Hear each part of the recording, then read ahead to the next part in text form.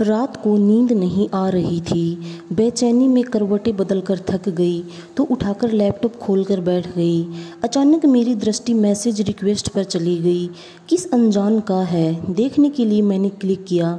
लिखा था, यदि मैं गलत नहीं हूँ तो आप पाखी त्रिपाठी हैं ना। आपकी प्रोफाइल फ़ोटो देखकर कुछ कुछ चेहरा पहचान में आ रहा है, वही जो 40 साल पहले मुंबई में रहती थी। आपकी बहन का नाम गीता था और भाई का नाम गौतम। मैं श्याम गुप्ता हूँ, आपके पिताजी के मित्र का बेटा। यदि आपको याद हो तो मैं एक बार अपने माता पिता के साथ आपके घर आया था और हम साथ साथ मुंबई में घूमने गए थे।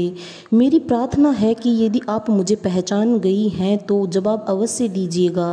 अरे यह तो श्याम है। मेरी हल्की सी चीख निकल गई। दिल की धड़कनें तेज हो गई। अकारण ऐसा लगा जैसे मैं चोरी करते पकड़ी गई हूँ। देखा, पति गहरी नींद में सो रहे थे। मेरे नाम के साथ मेरा सरनेम विवाह के बाद बदलकर मिश्रा लिखा था।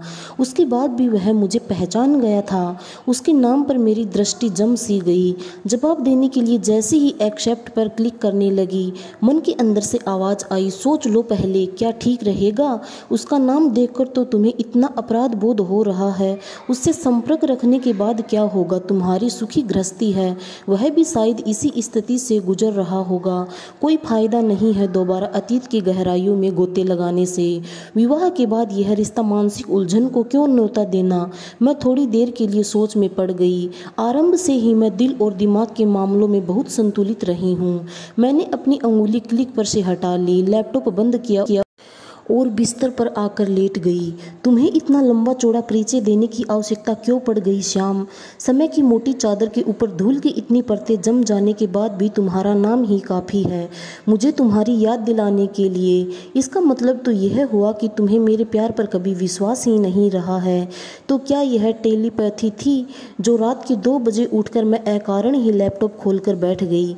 मैं मन ही मन बुदबुदाई। शायद पहले तो नींद आ भी जाती, लेकिन अब तो उसके स्थान पर खुली आंखों के सामने 40 साल पहले के दृश्य एक एक करके घने बादलों में बिजली की तरह चमकने लगे। 17 साल की रही होंगी मैं। तभी मेरे पिताजी के एक मित्र भोपाल से अपने परिवार सहित मुंबई में हमारे घर अपने बेटे श्याम का इंजीनियरिंग में एडमिशन कराने आए थे। उनके 3 बच्चों में 2 बेटियां और थी। जब तक हॉस्टल में जगह नहीं मिली वह हमारे घर में ही रहा। उसके बाद भी जिस दिन भी छुट्टी होती थी वह हमारे घर आ जाता था। वह पहली बार मुंबई आया था, इसलिए मैं, मेरी छोटी बहन और भाई रोज ही कहीं ना कहीं उसे घुमाने ले जाते थे। हम सब का साथ उसे बहुत अच्छा लगता था। हमें भी उसके आने से घूमने का बहाना मिल जाता था। श्याम बहुत कम बोलता था, लेकिन कभी कभी खामोशी भी जुबां से अधिक बोल देती है। उसने कब मुझे अपनी आंखों से ही मूक प्रेम निवेदन कर दिया पता भी नहीं चला, और मैंने भी मौन स्वीकृति देने में देर नहीं की, क्योंकि उसका कम बोलना ही मुझे उसकी ओर बहुत आकर्षित करता था। वैसे भी पहले प्यार की अनुभूति, वह भी अलहड़ उम्र में, अद्भुत होती है। जब दोनों मिलकर न तो भविष्य के लिए सपने देखते हैं, न कोई योजना बनाते हैं, न ही किसी बात की चिंता करते हैं, न कोई कस्में होती हैं, न कोई वादे किए जाते हैं। बस जरा सा कोई भरपूर नजरों से देख भर ले या तारीफ कर दे तो चेहरा एक अलग सी आभा से चमकने लगता है। दर्पण के सामने से हटने का मन नहीं करता, उसी के साथ हर समय रहने का मन करता है।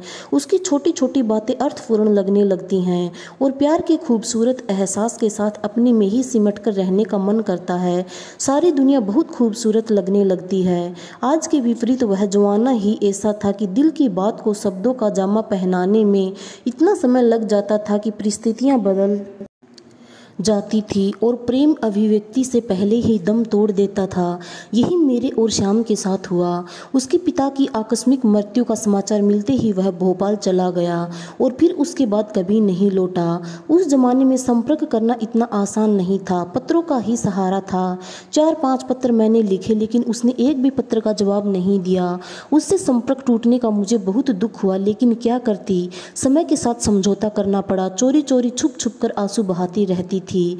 माँ ने उदास देखकर टोका भी तो बनावटी मुस्कुराहट से जवाब देती, कुछ नहीं माँ। समय बीतता गया, श्याम की यादों पर धूल की परतें चढ़ने लगी। धीरे धीरे बारिश के पानी ने उनको धो पोंछ भी दिया। मेरा विवाह हो गया और 2 बच्चे भी हो गए। अपनी गृहस्थी की उलझनों में व्यस्त रहने के कारण उसका नाम कहीं सुनती तो उसका धुंधला सा चेहरा आंखों के सामने आ जाता, इससे अधिक और कुछ नहीं। और आज यह उसका फेसबुक पर अप्रत्याशित संदेश, उसने तो मेरे पूरे अस्तित्व को ही हिलाकर रख दिया था। पूरे बदन में जैसे बिजली सी कौन गई हो। इसी को तो पहले प्यार की अनुभूति कहते हैं, जो उम्र के इस पड़ाव में भी नहीं बदलती। पूरी रात आंखों में ही कट गई। सुबह के 5 बज रहे थे। मैंने अपने विचारों पर झटके से विराम लगाया और उठकर मुंह हाथ धोकर सुबह टहलने के लिए निकल गई। लौटकर थकान और रात भर न सोने के कारण सोफे पर ही अधलेटी होकर गहरी निंद्रा की गोद में समा गई। और तब जागी जब पति ने आकर उठाया और कहा, यहाँ कैसे सो गई, उठो 9 बज गए हैं। मैं हड़बड़ाकर उठी और रात की घटना याद करके ऐसा लगा जैसे कोई सपना देखा हो। श्याम के संदेश ने मेरे मन में हलचल तो मचा दी थी, लेकिन अपने निर्णय पर अडिग रहकर उसके संदेश का उत्तर नहीं दिया। यह क्या, 4 दिन बाद ही फिर वही संदेश। इस बार मेरा मन डोल गया और मैंने अपने मन को समझाया, बात करने में हर्ज ही क्या है, देखूं तो सही वह क्या कहना चाहता है। इतने सालों बाद उसके जीवन में क्या परिवर्तन आया है। मैंने एक्सेप्ट पर क्लिक कर दिया और जवाब में थोड़ा बनावटी रोज दिखाते हुए लिखा, हाँ तुमने सही पहचाना, मैं पाखी त्रिपाठी ही हूँ। इतने सालों बाद तुम्हें कैसे मेरी याद आई। याद तो उसकी आती है जिसे भूला गया हो, मैं तो तुम्हें कभी भूला ही नहीं।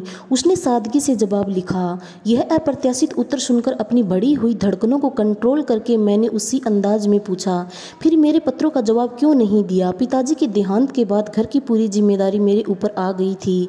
माँ पढ़ी लिखी तो थी नहीं, बहनें बहुत छोटी थी। घर का खर्च चलाने के लिए मुझे अपनी पढ़ाई बीच में छोड़नी पड़ी। जीवन को नए सिरे से जीना था। पिताजी के रिक्त स्थान पर मुझे मेरी योग्यता अनुसार नौकरी तो मिल गई, लेकिन वेतन इतना कम मिलता था कि घर का खर्च चलाना भी कठिन था। उस समय इतनी उलझनों के बीच तुम्हारे पत्रों की भाषा समझने वाला कोमल दिल पाषाण की तरह कठोर हो गया था। सब कुछ बेमानी लगने लगा था। उफ, इतनी तकलीफें झेली तुमने, मुझे बताते तो। मैंने उदास मन से उत्तर दिया तो उसने बीच में ही बात काट कर लिखा, क्या फायदा होता, तुम्हें भी दुख ही पहुंचाता। जब पूरा भविष्य ही अंधकारमय लग रहा था तब अपनी खुशी के बारे में तो सोच भी नहीं सकता था।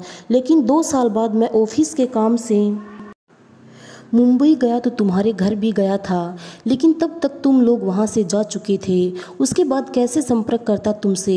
काश उस ज़माने में भी मोबाइल होता तो कितना अच्छा होता। हाँ, पिताजी का ट्रांसफ़र हो गया था। मैंने लंबी सांस लेते हुए कहा, और तुम कैसी हो।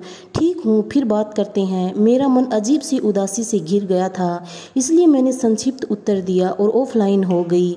मन उदास हो गया था, आंखों में आंसू छलछला आए। सोचने लगी, तकदीर भी क्या क्या रंग दिखाती है। कोई भी घटना अकारण नहीं घटती। श्याम मेरी फ्रेंड लिस्ट में स्थान ले चुका था। 3-4 बार की चैटिंग से ही हमने एक दूसरे के परिवार के बारे में काफ़ी कुछ जान लिया था। उसकी 2 बेटियां ही थी, पत्नी बहुत अच्छी थी, लेकिन मेरा स्थान उसके जीवन में रिक्त ही रहा।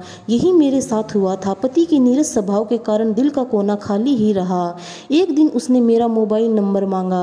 पहले तो मैंने कई बार टाला, लेकिन उसके बार बार आग्रह ने और पुराने जमाने के विपरीत आधुनिक पुरुष स्त्री के बीच दोस्ती के संबंध वाली सोच ने मुझे दुस्साहसी बनने पर मजबूर कर दिया। इतने वर्षों बाद जब उसकी आवाज़ मैंने फ़ोन पर सुनी तो लगा कि मुख प्रेम निवेदन मुखरित हो गया था। उसने पहली बार अपने प्यार को शब्दों का जामा पहनाया। मैं निशब्द होकर उसकी बातें सुनती रही। उसने मुंबई में मेरे साथ रहते हुए क्या क्या अनुभव किया सब बताया। फिर मैंने भी उसके प्रति अपनी चाहत का इजहार किया। समय के अंतराल में अलहड़ प्रेम की नदी ने परिपक्व दोस्ती के समुद्र का रूप ले लिया, जिसमें ठहराव था, गहराई थी। उसका पूरा श्रेय श्याम को जाता है, जिसने मेरे पूरे अस्तित्व को ही अपने में समेट लिया था। उम्र के इस पड़ाव में जब मैं वैवाहिक जीवन के कर्तव्यों का बोझ ढोते ढोते थक गई थी, शरीर में शिथिलता आने के कारण जीवन खालीपन और नीरसता से व्याप्त हो गया था, वह श्याम की बातों से सरसता नई ऊर्जा और उमंग के सरोबार हो गया था। जब कभी वह कहता, पाखी तुम्हारी हंसी बहुत प्यारी है, या मेरी फोटो देखकर कहता, आज भी तुम उतनी ही खूबसूरत लगती हो, तो मुझे अपने पर गर्व होने लगता। यह सोचकर कि आज भी मैं किसी की यादों में बसी हूँ, मुझे अपना पूरा अस्तित्व ही महत्वपूर्ण और अर्थपूर्ण लगने लगता। हम दोनों ने ही एक दूसरे को देखने की स्वाभाविक इच्छा प्रकट की। तो मेरे कुछ कहने से पहले ही उसने कहा, मैं कभी इंदौर किसी काम से आया तो तुमसे ज़रूर मिलूँगा। मेरे एक दो दूर के रिश्तेदार वहाँ रहते हैं। जहाँ चाह वहाँ राह वाली कहावत चरितार्थ करते हुए वह वक्त भी आ गया जब किसी विवाह समारोह में आने का निमंत्रण मिलने पर वह इंदौर आया। वो समय निकालकर मेरे घर भी अपनी पत्नी के साथ आया। मेरे पति घर में ही थे। 2 घंटे हमने एक साथ बिताए। हमारे लिए कितना कठिन था एक दूसरे के सामने औपचारिकता का नाटक करना। मैंने देखा बाहरी आवरण में तो उसमें बहुत परिवर्तन आ गया था, लेकिन उसकी बोलती आंखें जैसे अभी भी 40 साल पहले की तरह ही मूक प्रेम निवेदन कर रही थी। दोनों के हाव भाव से लगा ही नहीं कि हम साल भर से लगातार संपर्क में हैं और हमारे मन के अंदर कितनी हलचल मची हुई है। अभी तक तो सुना था कि जब 2 लोग एक दूसरे को शिद्दत से चाहते हैं तो सारी कायनात उन्हें मिलाने में जुट जाती है, लेकिन अब यह अनुभव कर रही थी। पर क्या लाभ ऐसे मिलने का, परिस्थितियां बदल गई हैं। विवाह के बाद ऐसे रिश्ते अनैतिक माने जाते हैं, लेकिन विवाह तो एक समझौता होता है। प्यार का एहसास तो इस रिश्ते से बहुत परे होता है।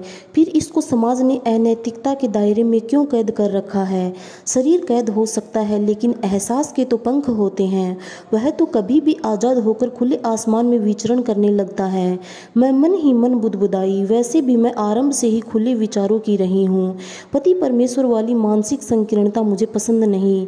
श्याम ने मेरी इस सोच को और भी हवा दे दी थी। वह चला गया, लेकिन अपने पीछे एक एहसास छोड़ गया जो किसी रिश्ते का मोहताज नहीं है, जिसकी प्रतिक्रिया स्वरूप हम दोनों के बीच की दूरियां अर्थहीन हो गई थी।